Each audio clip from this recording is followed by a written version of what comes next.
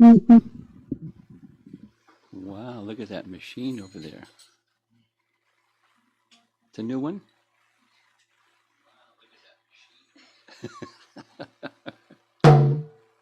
Jaya Radha Madhava Kunjabi Hari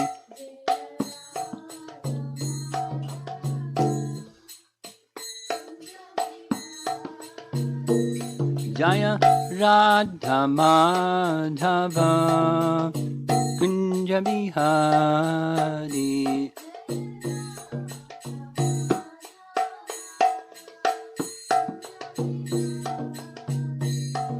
Gopi Jana Vallabha Girivara Dhari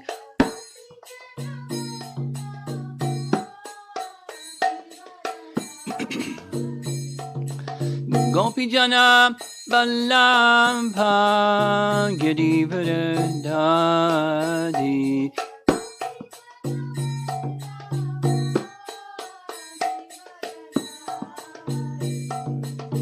Jasodanandana Brajajanarandana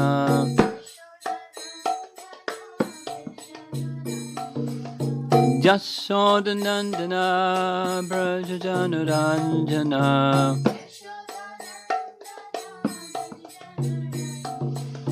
Jamunatira Vanachari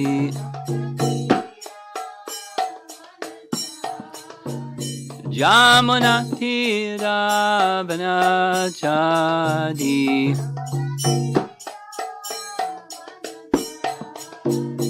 Jaya Radha Madhava Kunja Bihari Madhava Kunja Bihari Jaya Radha Madhava Kunja Bihari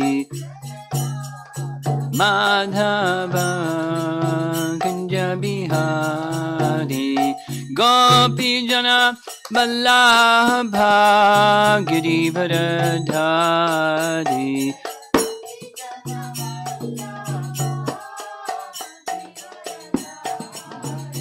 Gopi Jana Vallabha Girivara Dhari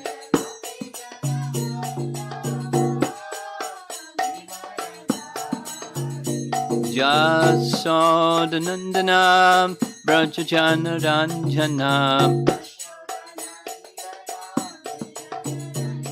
Jasodanandana Brajajanarandana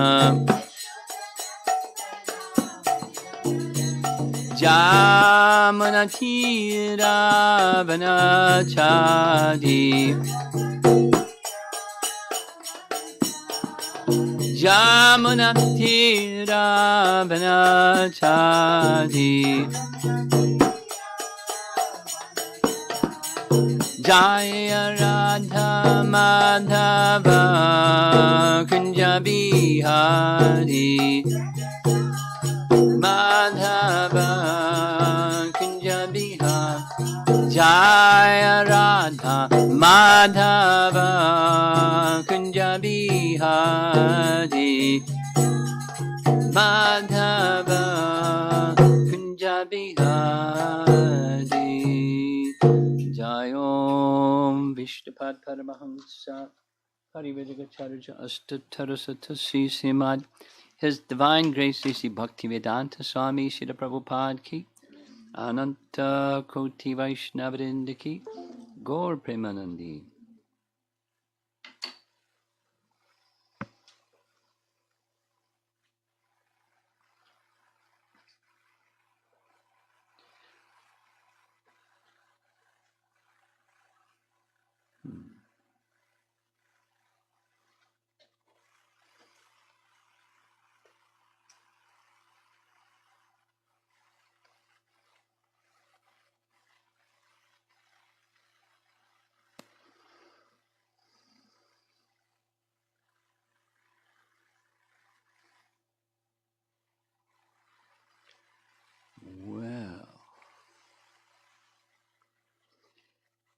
This particular verse is a popular verse for Jiva Goswami in his Bhagavat Sandarbha. It's quoted many times, and it's involved in very extensive commentaries. So I'm not sure whether to go through this pages and pages and pages and pages of Bhagavat Sandarbha, or to get back to just the flow of chapter 37, or somewhere in between.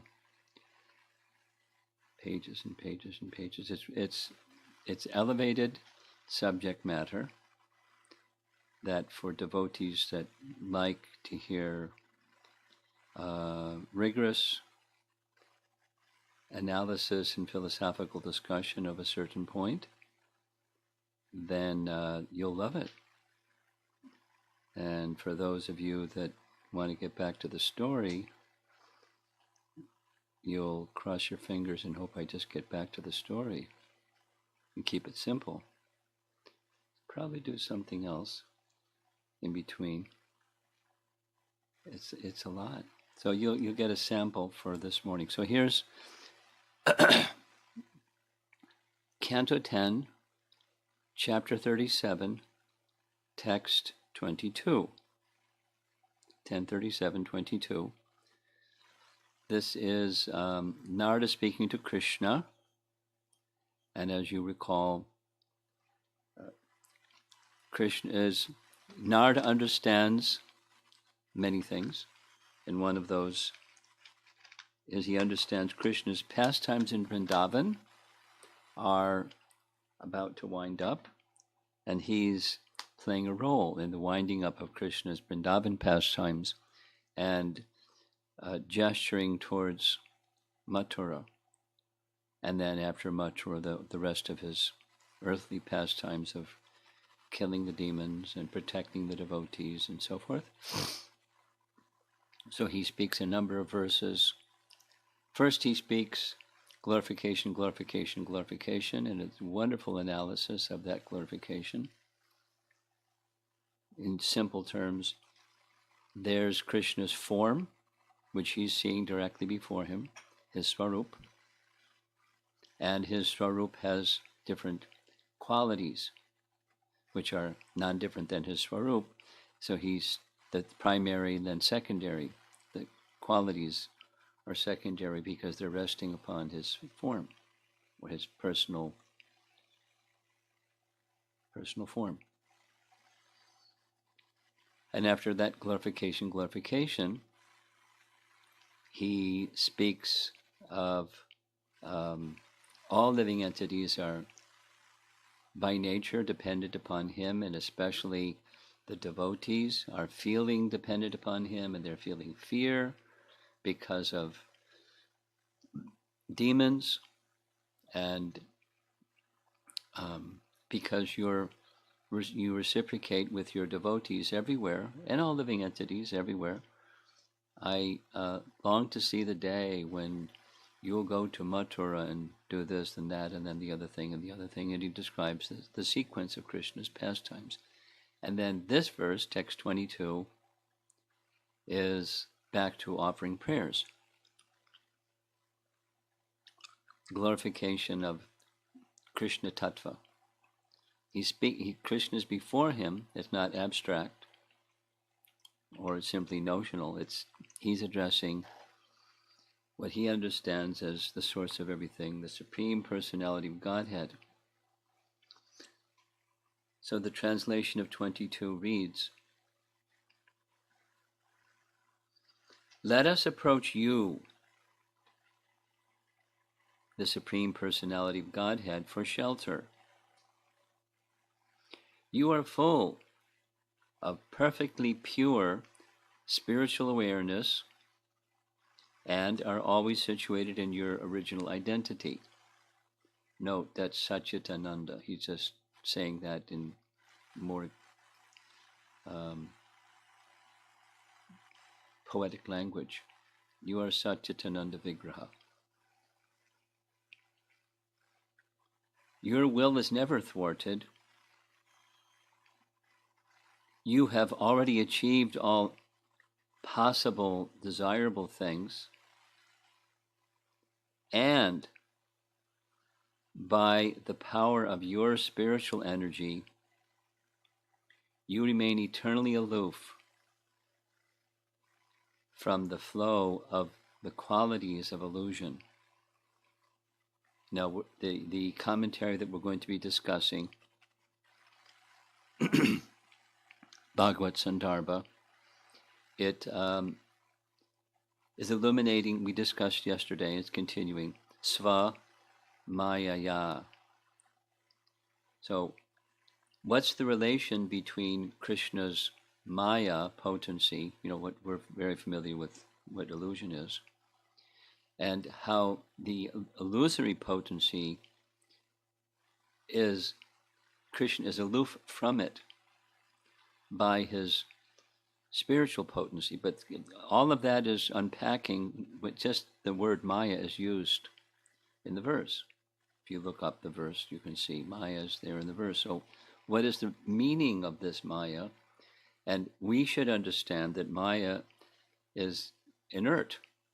Illusion can't cover people unless Krishna empowers Maya to cover people through his spiritual Shakti, his spiritual, and the power of your spiritual energy.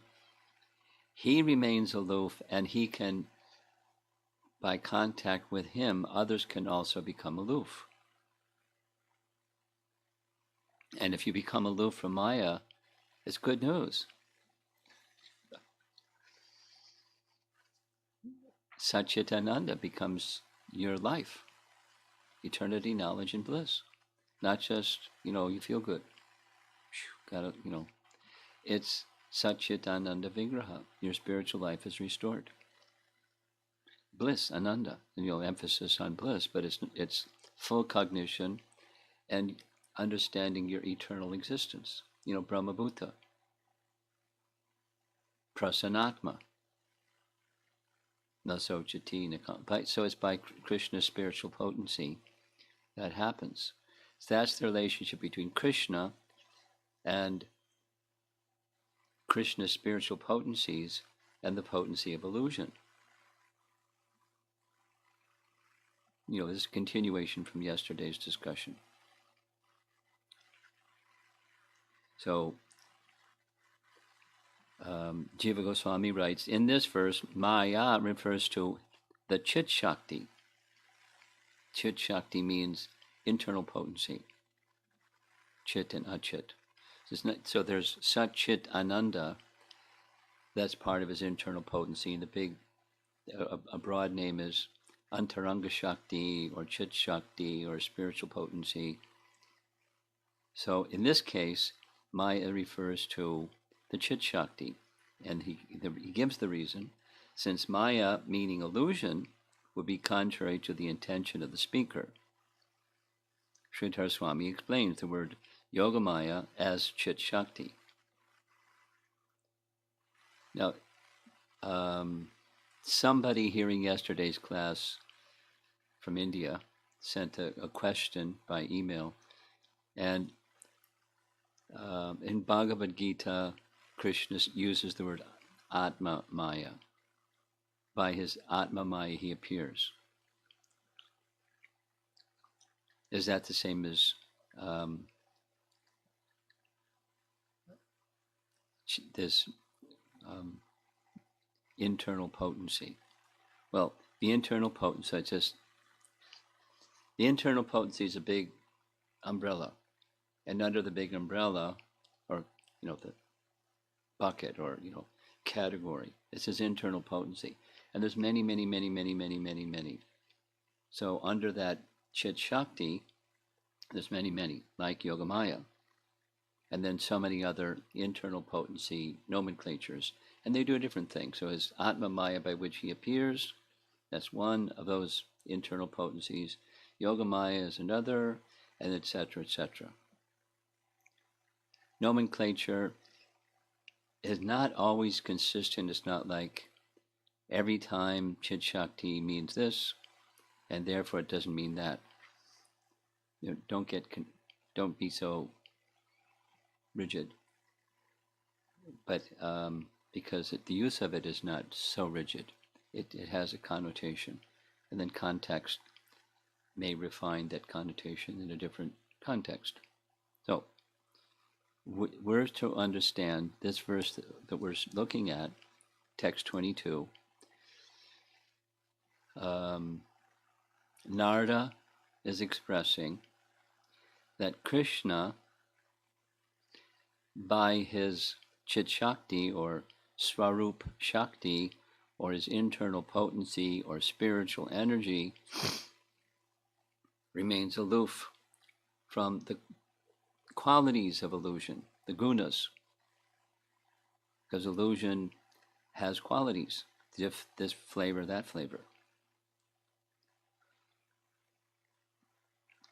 By his spiritual potency, he remains eternally aloof, and that means the implication is, by his contact with his devotees, they're also aloof. And part of the issue that he's addressing, we discussed yesterday, is the fear of Kamsa. So go take care of that fear, because that's an unnecessary emotion for the devotee. You go rescue them by your spiritual potency. So now, Bhagavad Sandarbha now continues to elaborate. This is my comment here. Continues to elaborate on the meaning of this verse with specific focus on the relationship between Maya and the Lord's Swarup Shakti. That's the topic this morning. Okay, so now the first reference, using his methodology, he makes a reference to 12:1269, Bhagavatam. Let me offer my respectful obeisances unto the son of Vyasadeva, Shukadeva Goswami. This is Sutta speaking. Who destroys all sin. How does Sukadeva destroy sin? Well, he just gives the message of the Bhagavatam, and that destroys all sin.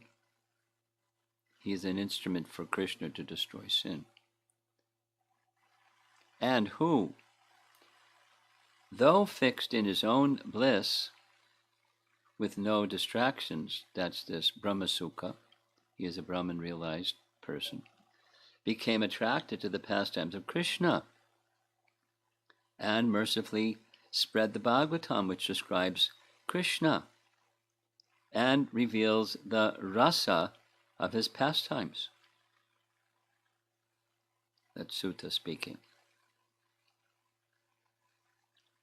And that's to illustrate it's by his spiritual potency that illusion is driven far away.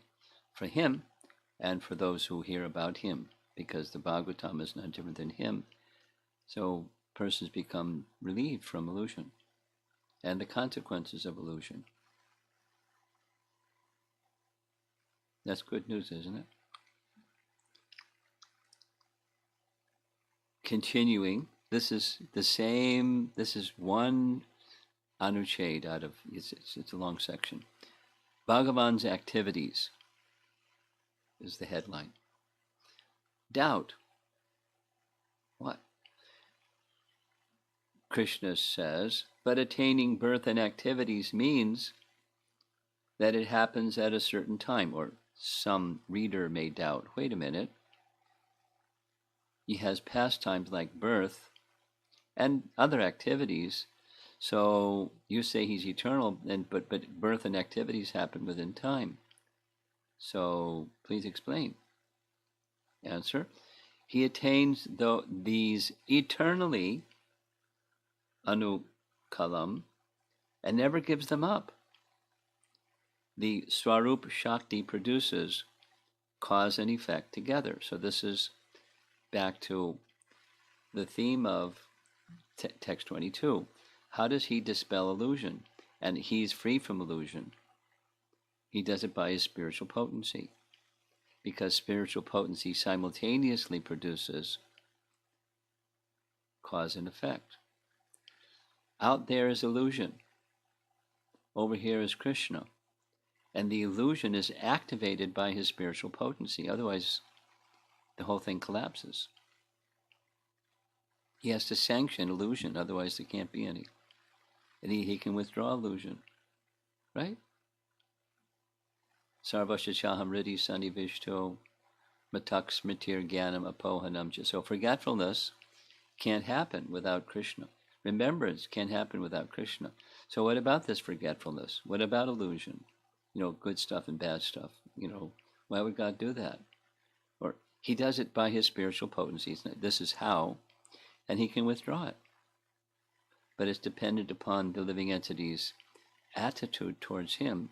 He'll extend illusion or withdraw illusion, depending their attitude towards him. What do they want? I want illusion. Okay. I learned this from our ISKCON youth and also the college students. Some years ago, there was a popular movie called The Matrix. Maybe you've heard the title of the movie. So the movie is advertised by two hands extending. There's a red pill and a blue pill or something like that. And one's the reality pill and the other's the illusion pill. And of course the guy wants, I want reality. And then the reality is not pleasant. It's a scary place. And the illusion pill it's a nice place. But, the source of the reality and illusion is the same. And in the illusion part, there's cause and effect.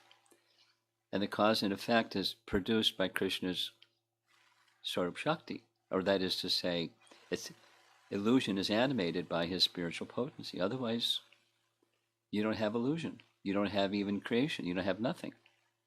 You don't even have Brahman. You just have nothing. You're a Buddhist. But if you're over here in the illusion category, then you can't see Krishna, and all you see is cause and effect, and his spiritual potency is simultaneously the cause of both. Now over here, we're going to hear some more, but his birth and activities, they're eternal. There's no cause and effect.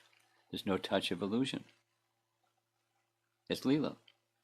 It's in another category. That's the reality pill. Question. How can birth and activities be eternal? They are activities. Action is accomplished by a sequence of parts from beginning to end. Without that, action's very nature would be destroyed. Like, what's an eternal action? That's a good question. It's inconceivable. It's not. We don't have any experience of things that have, it takes time. Then there's sequences of events that then you have an event. Answer. This is Jiva Goswami, Bhagavad Sandarbha. This is not a fault, since the Lord's forms are always eternal. The manifestations of his form are eternal. The pastimes, like birth and activities, are eternal. And the manifestations of the spiritual world and material world of his places and associates in unlimited universes and unlimited Vaikunthas are eternal. Whoa. Though his birth and activities appear and disappear with beginning and end, in some places, portions of his birth and activities end, and in other places they do not end. And in other places they begin. Since there is no break in continuity of their performance, the birth and activities exist eternally. Sometimes they are slightly different because of different details and sometimes they are exactly the same because of the same details. One form alone performs actions separately in different manifestations, like when Narada visited Dwarka. One form displayed different things at the same time, at different times of the day, at the same time. One form.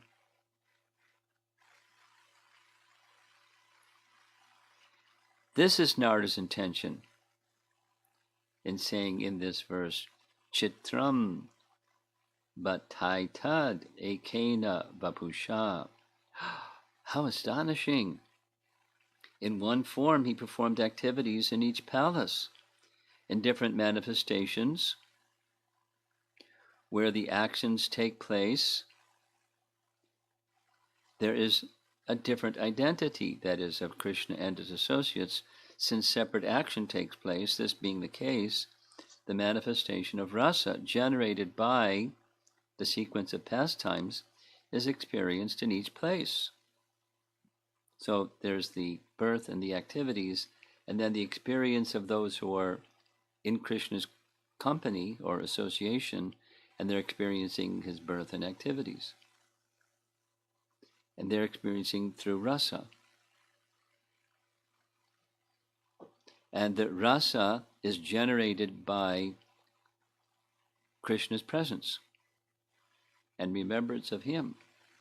And so there's a rasa from the receiver, though the participants in his activities. Question: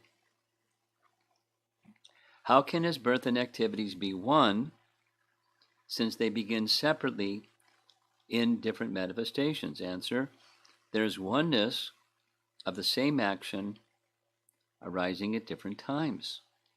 Even Shankara in his commentary says, quote, when one says the word cow twice, one does not perceive two different words, but one.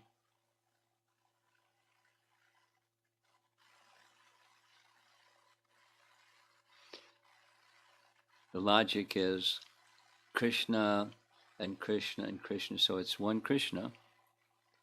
And because you're saying Krishna, Krishna, Krishna, or different, the pastime of birth, the pastime of birth, or whatever it is, the Dwarka pastime, and then another Dwarka pastime, in this universe or in multiple universes, it's one. That's the logic that's being used. It is correct to say that the birth and activities are eternal. In the Agamas, what are the Agamas? The Agamas are texts within the four Vedas that describe procedure for worship. And it's the Agamas are texts that the Vaishnavas have high regard for. The Narada Pancharatra is an example, and that's the primary source for the Gaudiya line of deity worship, and other rituals. It's a text within the Vedas that describes rituals. Commonly, it's about worship. So, in the Agamas, there are prescriptions for meditating on pastimes which happened in the past. But the pastimes are eternal. Quoting Madhvacharya's commentary, quote, it is proper to gather Vamana and the other forms in meditation, since everything related to the Lord is eternal.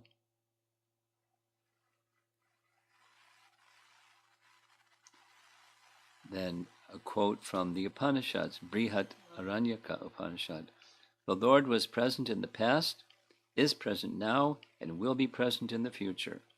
So he's drilling down on how do you have eternal pastimes? How do you justify How do you think of what is an eternal pastime?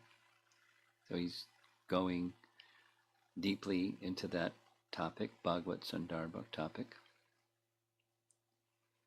From the Brihat Aranyaka Upanishad verse, here's some Sanskrit. Upa samharya tvam. Upa samharya tvam means that it is proper to gather all forms during meditation. The Lord's birth is different from material birth. It is an appearance of the Lord which resembles a material birth. Sometimes it is not similar to a material birth also, such as Purusha Sukta, unborn, he is born in many ways. I mean, like Lord Varaha comes from the nostril of Brahma. That's not a normal birth. Nrsingadev comes from a pillar. That's not a normal birth. Matsya comes from the little minnow in a pond. That's not a normal birth. So sometimes and sometimes not. He's not dependent upon anything. Further reference, this is from the prayers within the prison house of Kamsa, chapter 3 of Canto 10. Then the Lord, complete with all his expansions, who is situated in the core of everyone's heart, responding to the request of his devotees, appeared from Devaki, non-different from the Lord, that's Devaki, in the dense darkness of night, like the full moon rising on the eastern horizon. And there's another reference, Canto 7, Chapter 8. This is the Prahlad pastime, where the translation of the verse reads, this is the appearance of Lord Nrsingadev, to prove the words of his servant, that he is present in all objects. To be true, the Lord showed an astonishing form, which is neither animal nor human, to the assembly.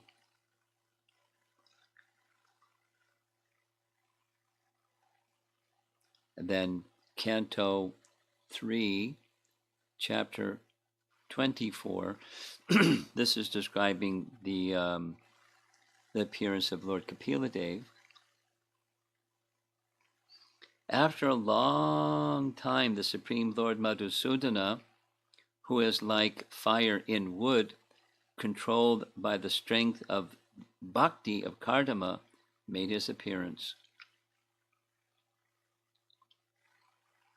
Commentary, by the power of Kardama's bhakti, the avatar Kapila appeared in this manner. The word virya, or semen, is used only because this is well known for producing a son. The activity is different from material birth, being a pastime of the Lord's bliss in his Swarup.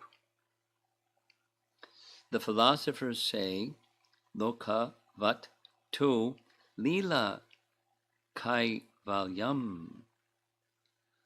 The Lord's pastimes, this is the translation of that, from Brahma Sutra or Vedanta Sutra. The Lord's pastimes, without motive, he has no motive to perform when he performs a pastime or to fulfill. His pastimes appear similar to actions in this world. In this world, a madman, out of his intense bliss, dances without a particular motive. Similarly, the Lord acts without motive, not that he's a madman. Then there's this reference, in this example, the madman is ignorant. One should not imply that the Lord is ignorant. Rather, the example is used to show that the Lord enacts pastimes without considering his goal, but simply out of great inherent bliss. So then comes the reference from Narayana Samhita. Quote, without a goal, the Lord carries out creation out of bliss alone, like a madman dancing. What is the question of a goal for the Lord, who is complete bliss? Persons who are liberated have no desire to be fulfilled. What then to speak of the desire of the Lord, the soul of all beings?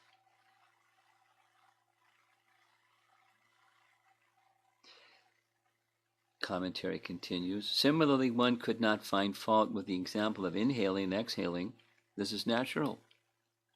But in deep sleep, the person is also unaware of inhaling and exhaling, whereas the Lord is always aware. Thus, the Lord's pastimes arise from the natural bliss of his Swarup. In the Mandukya Upanishad, it says the same. The act of creation is the nature of the Lord.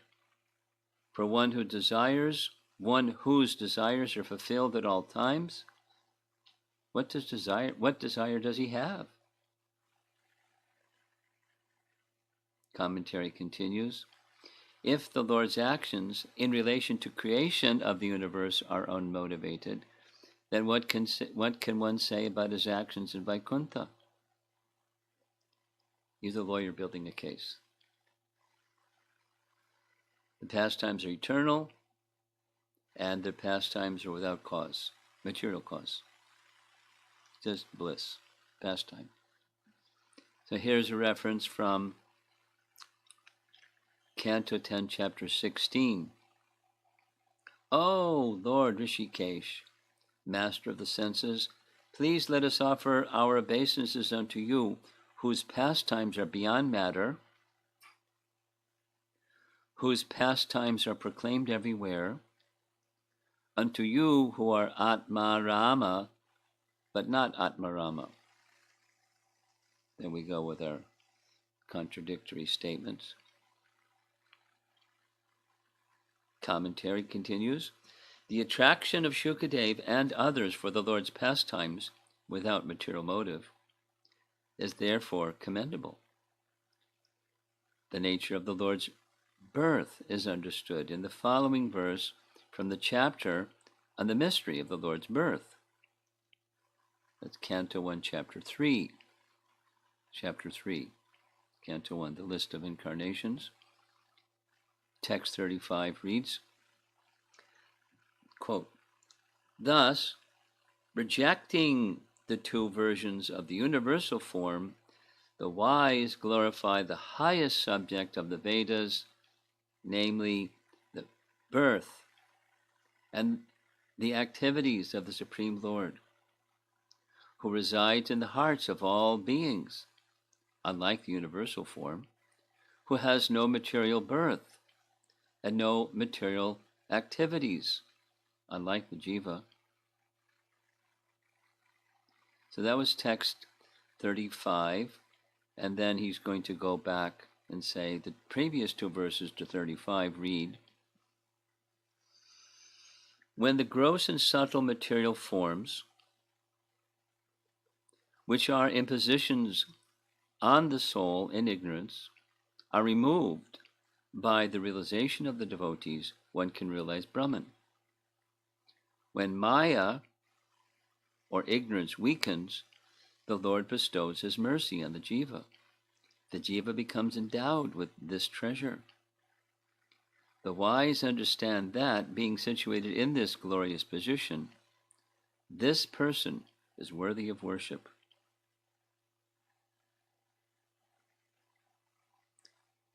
One more line here. One attains Brahman by direct knowledge of one's Swarup, caused by negation of the gross and subtle coverings created by ignorance.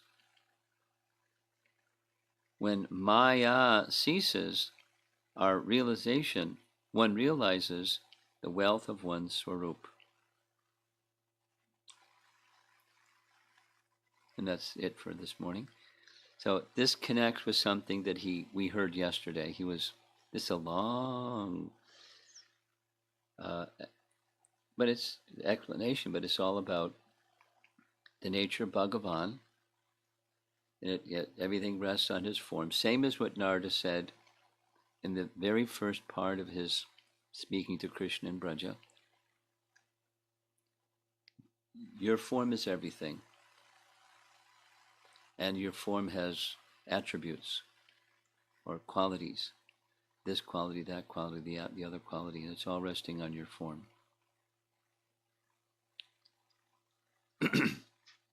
And so those are features of your Swarup Shakti, because they're your Shakti, they're not different than you.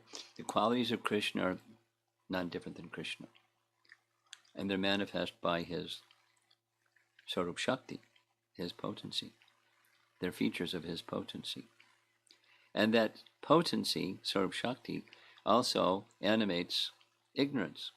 But the ignorance doesn't touch Krishna because of his Swarup Shakti, and it doesn't touch those who are in connection with him because of his Swarup Shakti.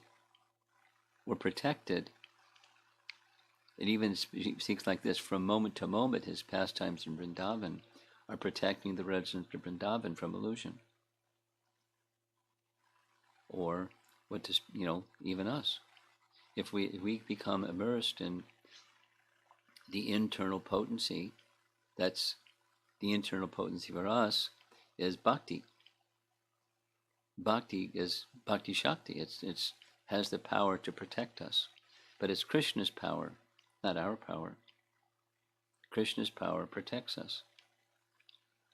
If we just stay in this, and then what's bhakti? Anukulyena Krishnanushilanam. That's what bhakti is. And there's what it isn't, and there's what it is.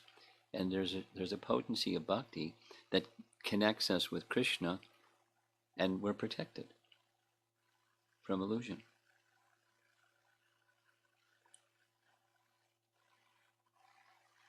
And we can then understand real happiness. There's the Brahma Sukh, Brahmabhuta Prasanatma. That's the happiness of Brahman realization, but keep going.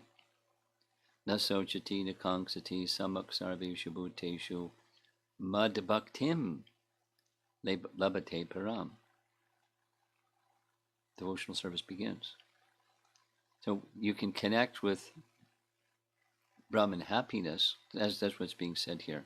The happiness of knowing our Swarup, or at least minimally the coverings of illusion gone, then there's a happiness of Brahman realization, along with not identifying with the features of illusion. Say it in reverse. What's the cause of suffering? Ignorance.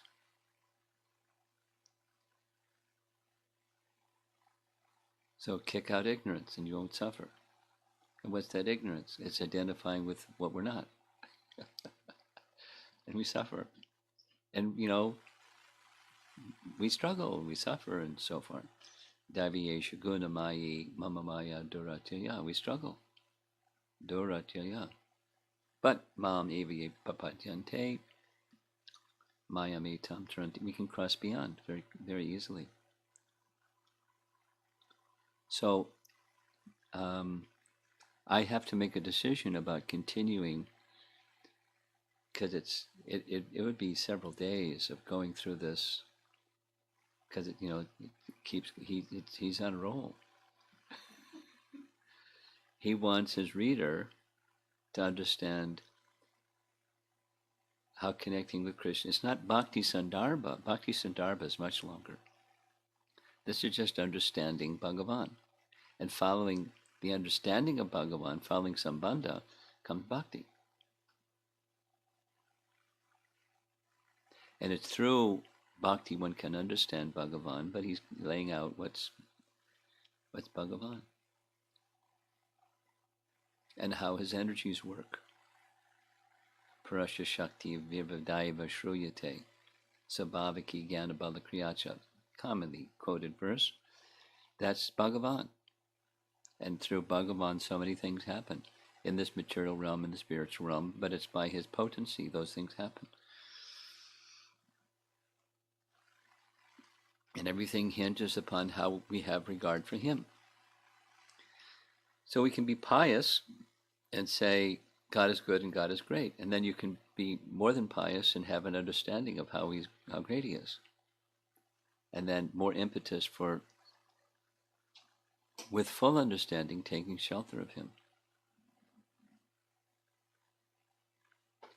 Okay, so we'll close with that. 17 minutes after the hour. Let's see if there's some discussion.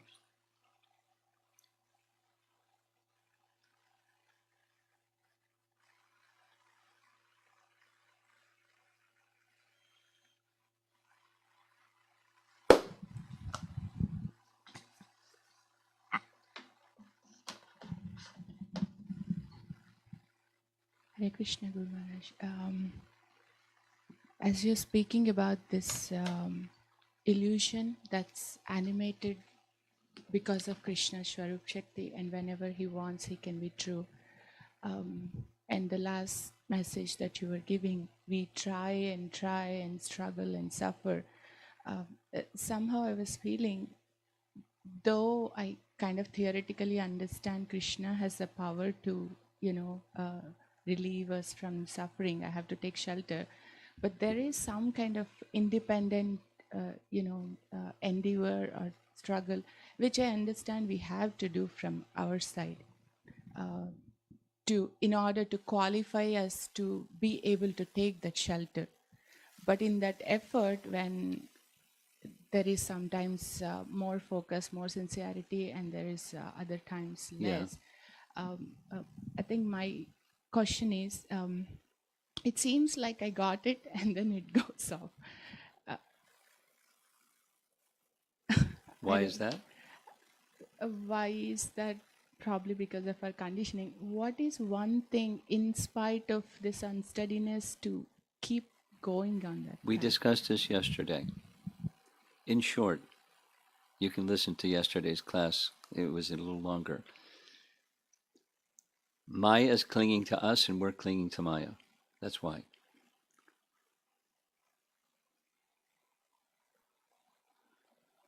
Maya doesn't let us go. Why doesn't Maya let us go? She can let us go. Because our bhakti is weak. And so, okay, we get close to Krishna. We start doing, not nice things in the presence of Krishna. You can't get close to Krishna unless you're clean. So she doesn't let us go.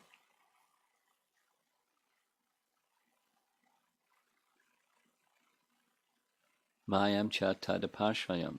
You know the verse from Vyasadev's realization. Maya is under his control. When he saw Krishna, Maya was behind him, under his control. But so she can just let us go. But she doesn't. She's doing her job. So it's like a prison warden. Doesn't let prisoners go here and there. They say, oh, I'm reformed.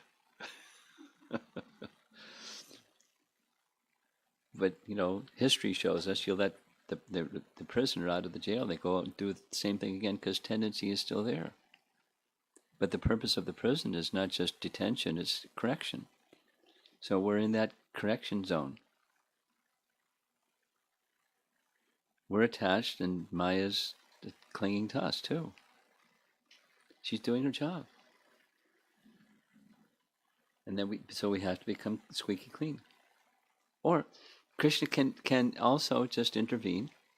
He can do that. With Putana and others, he did. So we're ready for his intervention. But they're not so fortunate like Putana was fortunate. We should cultivate anukulyena, favorable We're not there yet. So it's intermittent. The unsteady bhakti is for that reason. And the form, from another perspective, from the anarthas in the heart, there's a tendency that's a long-standing tendency and doesn't go away quickly. So that's why the unsteadiness is there. We're being held accountable. We have to hold ourselves accountable for our past misuse of free will. That's another way of saying I'm accountable. It's not just, okay, I'm ready to go. We're accountable. Because tendency is behind that freedom. You get out of jail and go do bad stuff again. Back in jail. Tendency. Residual tendency.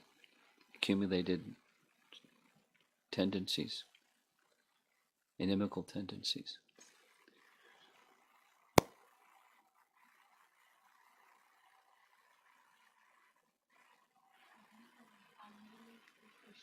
Something else?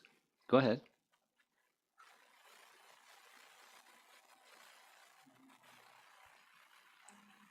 It's not directly related, Guru Maharaj.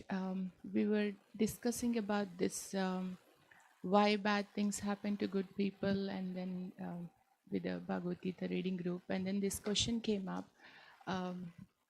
If everyone does good karma, do they all get human birth, and won't it imbalance the ecosystem? Don't worry, it won't happen. But theoretically, yeah. Just empty out the universe. Not just good karma, but, empty out the universe. Then you don't need it anymore. So go the other direction. Bad karma. And so it's overpopulation, right? Okay. Either of you? No? Okay.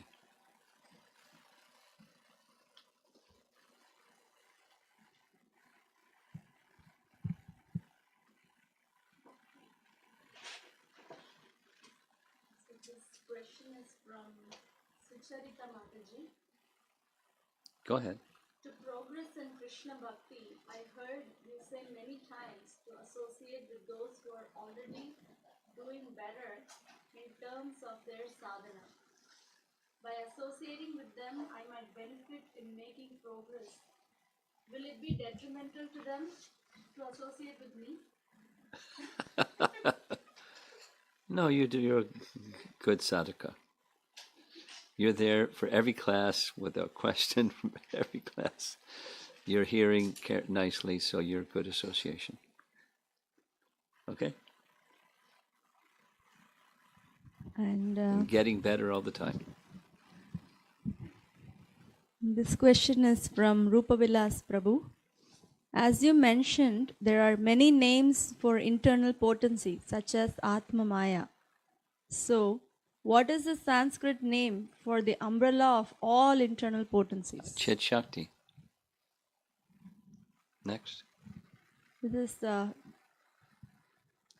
Swarup Shakti is another term that they're interchangeable. It's from a different perspective, but this is the same umbrella term. Go ahead. This is from Urja Mataji. Lord Krishna knows his purpose of coming to Vrindavan and killing Kamsa also. Are there any reasons Sri Narada Muni reminding the Supreme Lord to go to Mathura? What lessons can I learn from here? Krishna was having a blast. He was so immersed that he paused on, I have to go kill the other demons. Because he was experiencing, he who is unlimited was experiencing special bliss being with the residents of Vrindavan. That's the reason. And what, practical application? Don't be so caught in bliss you forget what your service is.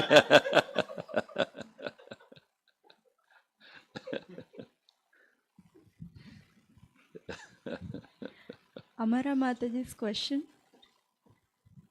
Illusion does not have the power to cover us unless Krishna empowers the illusory potency. Yes. I'm struggling to understand why would Krishna want us to forget him. Krishna doesn't want us to forget him.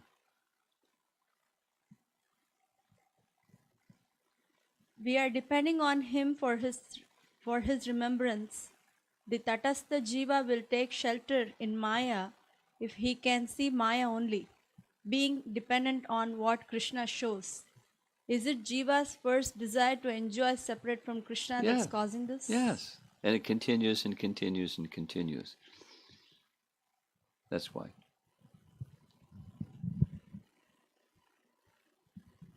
This was a question from Sandhya Mataji yesterday regarding the analogy of snake shedding its skin and moves away, and it has no connection with it whatsoever, and how it applies to relationship between Krishna and his illusory potency.